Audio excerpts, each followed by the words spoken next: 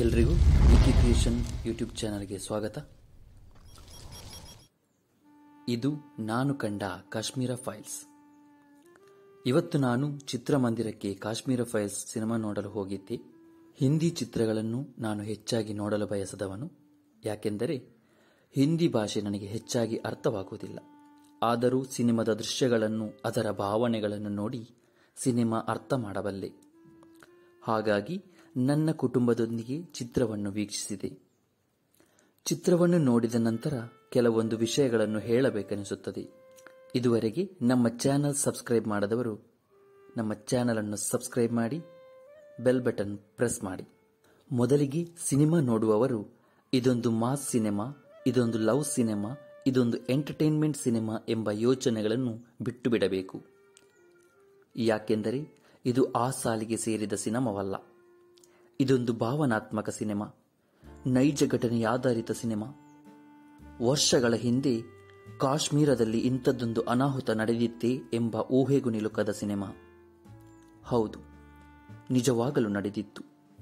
ಕಾಶ್ಮೀರದಲ್ಲಿ ಹಿಂದೂ ಪಂಡಿತ ಕುಟುಂಬದ ಮೇಲೆ ನಡೆದ ದೌರ್ಜನ್ಯ, ಸಾವು ನೋವು ಈ ಚಿತ್ರದಲ್ಲಿದೆ. ಧರ್ಮದ ಅಮಲು ಏರಿದ ಒಂದು ಜಾತಿಯು ಹಿಂದೂ ಪಂಡಿತರ ಮೇಲೆ ಕಾಶ್ಮೀರ ಬಿಟ್ಟು ಹೋಗುವಂತೆ, ಮತಾಂತರ ಆಗುವಂತೆ, ಆಗದೇ ಇದ್ದರೆ ಇಲ್ಲೇ ಉಳಿದು ಸಾಯುವಂತೆ ಒತ್ತಡ ಹೇರುವರು.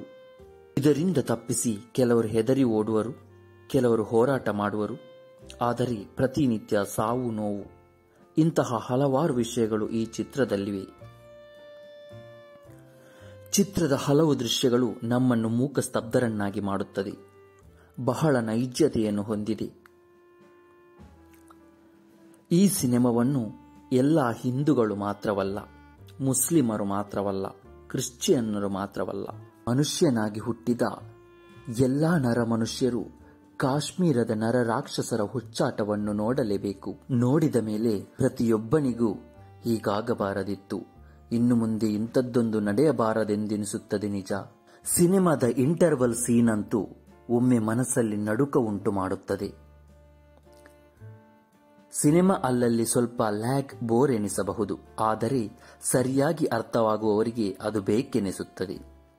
ಸಿನಿಮಾದ ಚಿತ್ರಕಥೆ ಚೆನ್ನಾಗಿ ಕಟ್ಟಿಕೊಟ್ಟಿದ್ದಾರೆ ವಿವೇಕ್ ಅಗ್ನಿಹೋತ್ರಿ.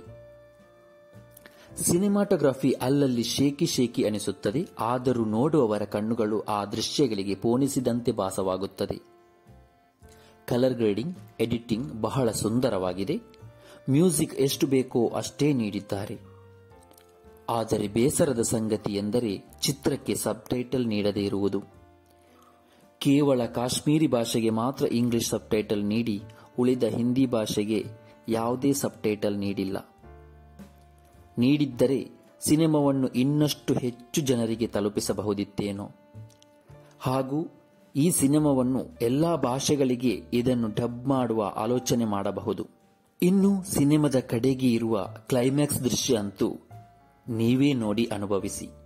ಕ್ರೂರತೆ ನಿಮ್ಮ ಮನಸ್ಸನ್ನು ಕರಗಿಸದೇ ಇರದು. ಇದಿಷ್ಟು ನಾನು ಕಂಡ ಕಾಶ್ಮೀರ ಫೈಲ್ಸ್. ಸಿನಿಮಾವನ್ನು ಎಲ್ಲರೂ ನೋಡಿ, ಎಲ್ಲ ರಾಜಕಾರಣಿಗಳು ನೋಡಿ, ಎಲ್ಲರೂ ಮನ ಪರಿವರ್ತಿಸಿಕೊಳ್ಳಿ. ಈ ವಿಡಿಯೋ ನಿಮಗೆ ಇಷ್ಟವಾಗಿದ್ದರೆ ನಮ್ಮ ಚಾನೆಲ್ ಅನ್ನು ಸಬ್ಸ್ಕ್ರೈಬ್ ಮಾಡಿ, ಬೆಲ್ ಐಕಾನ್ ಪ್ರೆಸ್ ಮಾಡಿ. ಮುಂದಿನ ನನಗಿಷ್ಟವೆನಿಸಿದ ಸಿನಿಮಾದ ರಿವ್ಯೂ ಜೊತೆ ಮತ್ತೆ ಬರುತ್ತೇನೆ. ಅಲ್ಲಿವರೆಗೆ ಬಾಯ್ ಬಾಯ್.